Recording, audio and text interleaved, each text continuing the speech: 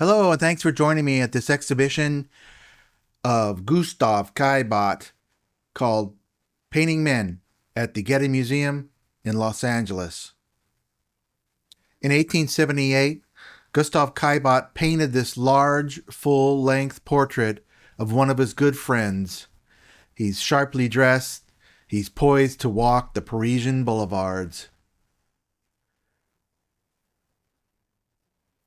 The first room features paintings of Caillebotte's family and his home life. He was born in 1848, and his father was a partner in a lucrative business with a government contract. They lived in Paris. One of the paintings shows a view of the family at the dining table. Caillebotte's mother is here, their servant Jean, and his brother René. These interior scenes were done before he joined the Impressionists.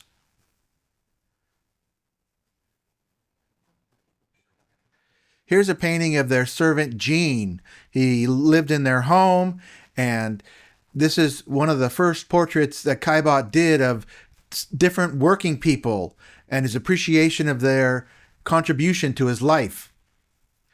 Here's a photograph of Martial Caillebotte on the left and Gustave Caillebotte on the right, Gustave with his hands in his pockets. Here's Martial, who was a talented composer playing on the piano. And here he is in a room in their home at Paris. Both boys received an elite Paris education.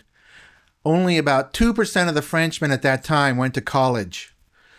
After their parents died, the brothers continued living in the large home. Here's Martial's dog, Paul, enjoying the luxury of a soft carpet. Here's their mother, Celeste. This is one of the first remarkable paintings of Caillebotte's Paris.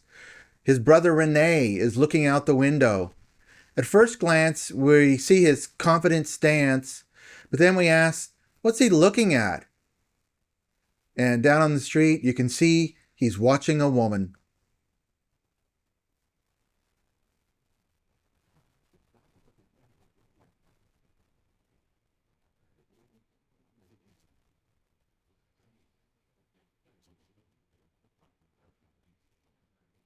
Caillebotte studied law and passed his exams, but he deftly transitioned from law into painting. He trained with the top artists, and we see one of his major works, the floor scrapers. These workers are preparing the floor for his own art studio. Already he displays confidence in his personal vision. He's not following all the artistic trends. He's crafting his own. Central to his process is challenging himself with new compositions. In The Floor Scrapers is one of the most beautiful depictions of working men in French painting. His vision is intuitive and sincere. While other painters showed peasant workers and people working out in the rural areas, Caillebotte's showing skilled workers in the city of Paris, because this is where he lives. He lived in the wealthiest neighborhood in Paris, the 8th arrondissement.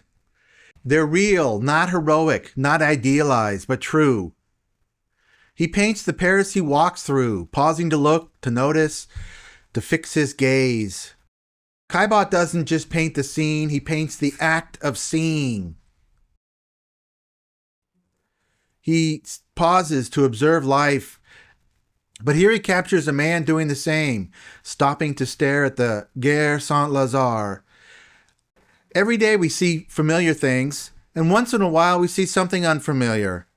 Or maybe it's familiar in a new way. It arrests our attention, our motion freezes. Sometimes it has a practical reason, but other times it's profound. Our eyes search the scene, our minds open. It's a metaphysical moment that transfixes the soul. And that's what I call a metaphysical gaze. If you're curious, you should treasure these moments. That fleeting pleasure means you've learned something about yourself. A visual trigger introduces a new thought.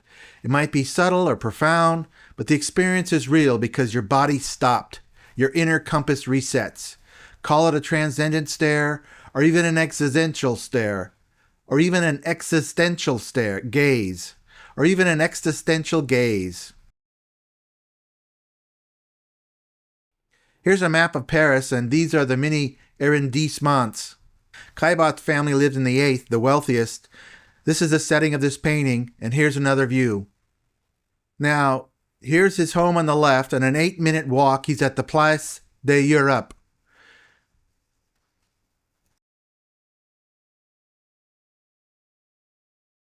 Here's an illustration of the Place d'Europe. It's kind of a large bridge, and it's over the Gare Saint-Lazare, which is a train station. As I said, that's where he painted this man on the bridge there, and he painted some more paintings here. We'll see these.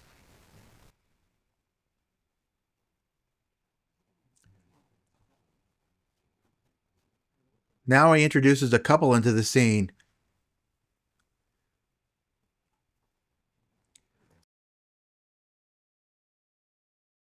And now we're looking at the studies of his masterpiece, which we're going to see, called Paris Street, Rainy Day.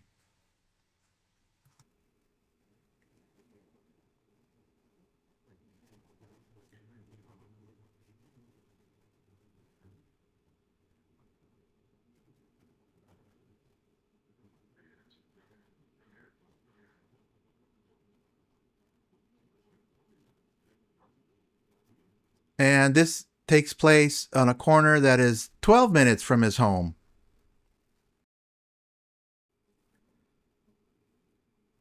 When it rains in a big city like Paris, it can be miserable. But when you're with someone you love, it's magical. Wrapped in warm coats, under umbrellas, there's a quiet joy beneath the blanket of the clouds. Now he's sharing his gaze with his companion. Together they see the world in the same way.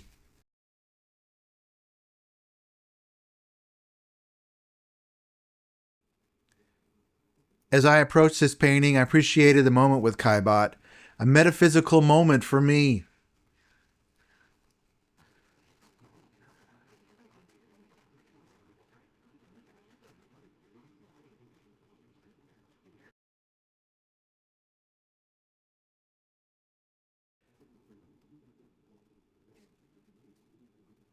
A few more paintings of the streets where he lives.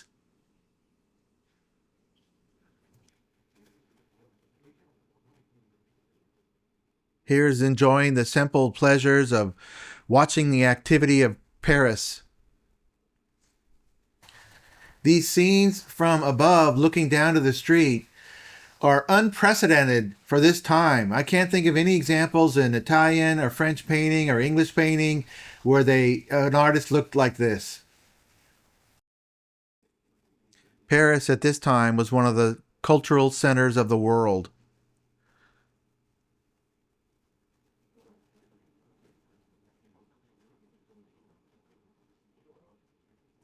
Looking toward the street, he savored the view. I love the poetry of the floating green leaves.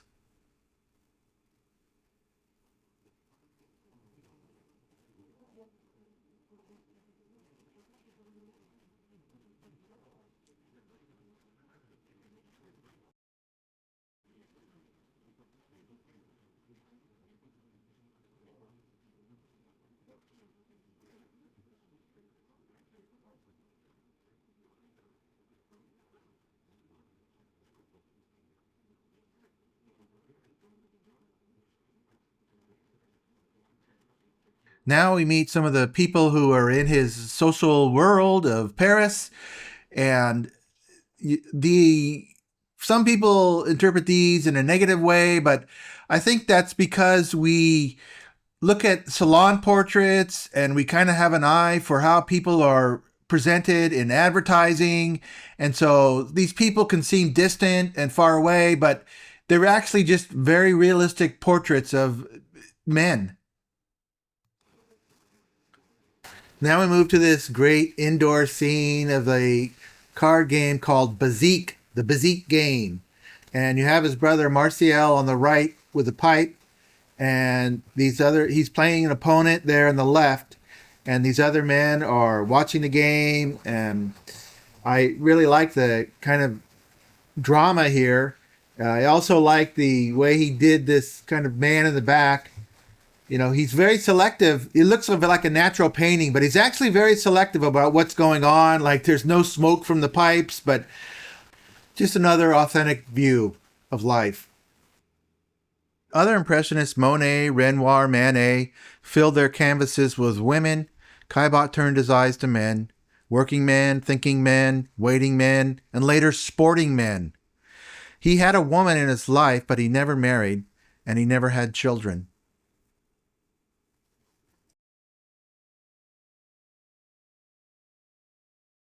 Again, the gaze, maybe not as intense this time, perhaps an inner thought, a memory, or a hidden plan.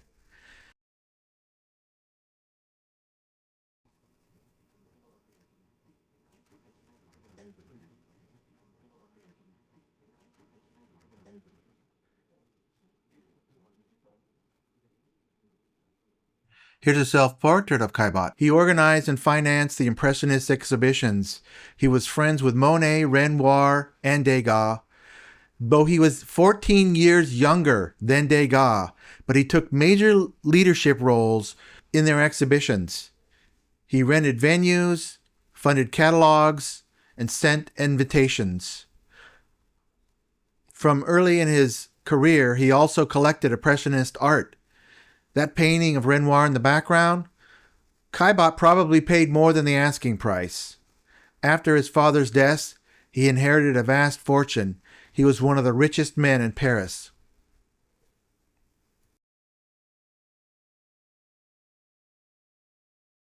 He pulls us into their stillness.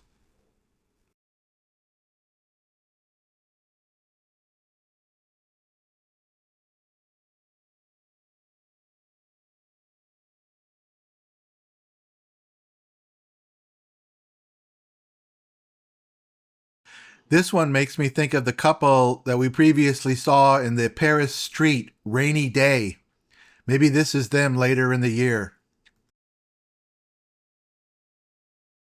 This woman reads a newspaper. She's absorbed, unconcerned with our gaze. I flash forward to our time and our fixation with mobile phones.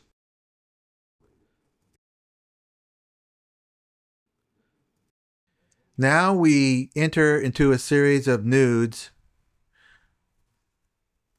This one's puzzling.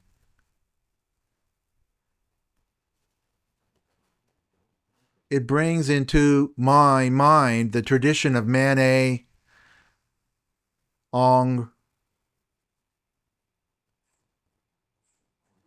Goya, and Titian. Caillebotte knows he's joining that lineage, but in a naturalist way. The pose seems clumsy. It asks more questions than it tells. Here's the male nudes. Now, in 1880, Caillebotte was organizing the Impressionist Exhibition, and he argued with Edgar Degas over who should be included in the exhibition. And Degas won. Caillebotte was hurt and withdrew from future shows. Caillebotte vented his anger here with this painting, a man drying off beside his tub.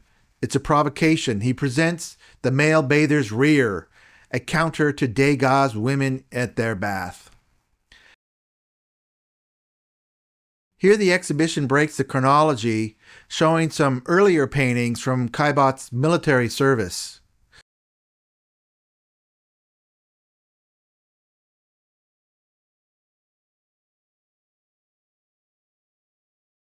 So let's catch up on his biography. He grew up wealthy, he had the best education, served in the military, earned a law degree, and passed his exams. Then he switched to painting. He exhibited with the Impressionists, inherited a fortune, and became a key art patron. He organized the Impressionist exhibitions. And then again he changed. He bought land outside Paris and found new interests. This is where the new chapter begins. It's life on the water, an embrace of rural scenes. He trusted his gaze again and painted what delighted him. He showed active men engaged with life. These have a serene summer mood. The men seem generic.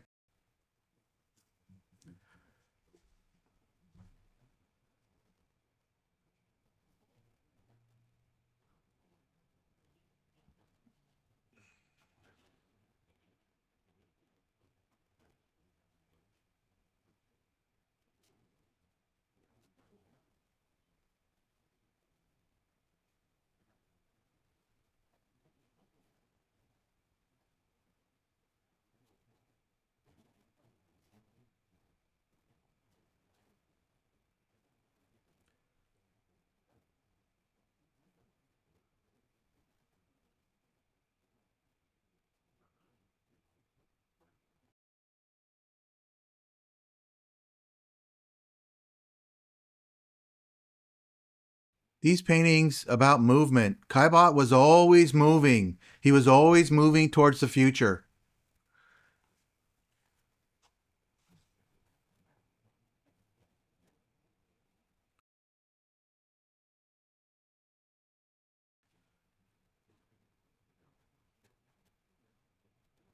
And then the atmosphere changes when we see this man rowing in a boat.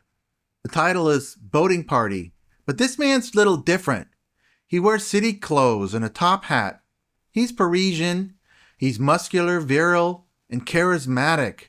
I'd say he's the most charismatic man of all of Caillebotte's paintings. And Pierre Whitmer suggests that this man could be the painter, Edouard Manet, the most controversial painter of his time. He has bushy hair, intense eyes, flared nostrils, and a medium beard. So let's explore that idea. Here's some photographs of Edouard Manet. Manet has bushy hair. Manet has intense eyes. Émile Zola said, "His eyes are narrow and deep set. They have a vivacity and youthful flame." Here's a painting of Manet by artist Fantine Latour. Here's a photograph that shows Manet's large nostrils.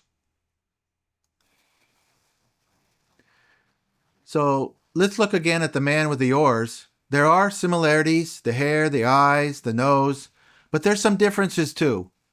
The beard isn't exact, and the Manet in the photos has a rounder face. But sometimes painters can't get the exact likeness of their subjects. So today, we have the advantage of being able to access facial recognition software. And so I thought it would be amusing to put some of these images into the facial recognition software. I'll let you look at these and compare for yourself. Now, I ran some tests, and we put the photo on the left at 100%. Then it compared to the next photo, got 97%. Then I compared it to the oarsman in the boat in Caillebotte's painting. I got a 66.3% match.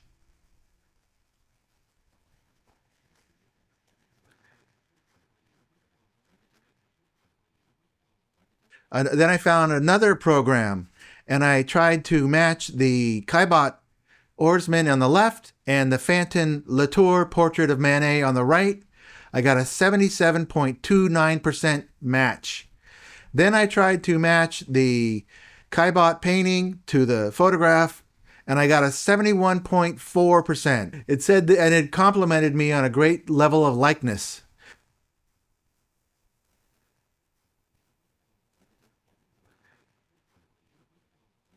So I think it is plausible that this man could be Edouard Manet. He could have come down from Paris and been there, or maybe Caillebotte imagined the whole theme himself. and arranged it in his mind. Now, let's introduce a counter argument. Because if it was Manet, why didn't Caillebotte put his name in the title? Caillebotte usually put the name of the subject in the title, but this painting is called Boating Party. And why have art historians avoided the comparison? So I ask you what you think. Leave a comment and share your opinion.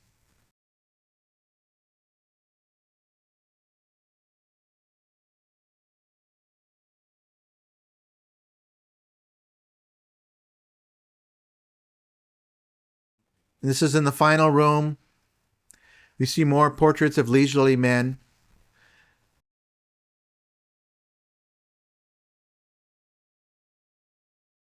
Caillebotte became infatuated with boating, and here he is designing a yacht.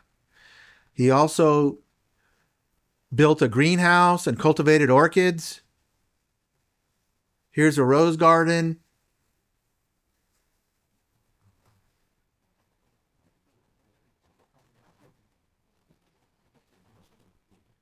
Once again, he shows his proficiency at painting leaves on trees. He could have made a career of this type of painting.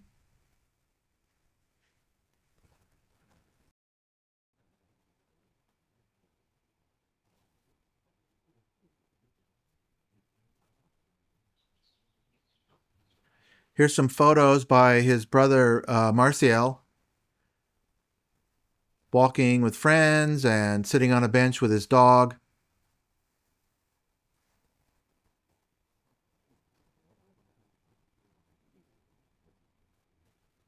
Here's one of his servants and close friends. This moment feels cinematic to me. I'm desperate to know what they're discussing. You know it's Caillebotte on the right because his hands are in his pockets, just like the early photograph.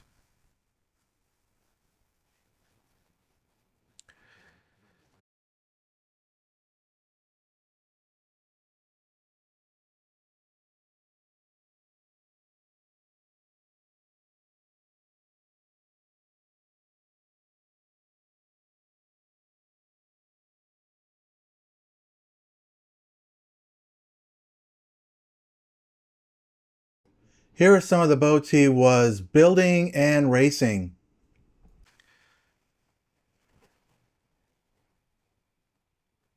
Here he is in his boat,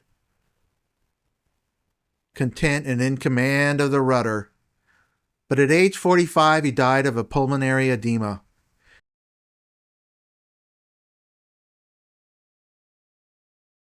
Here's his hats, showing all the different parts of his life. Top hat in Paris, military cap, and yachting and leisure hats.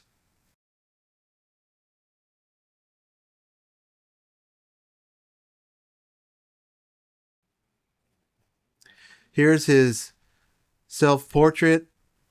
Right before he died, he's aged, intense, accomplished, and wise. Gustave Caillebotte.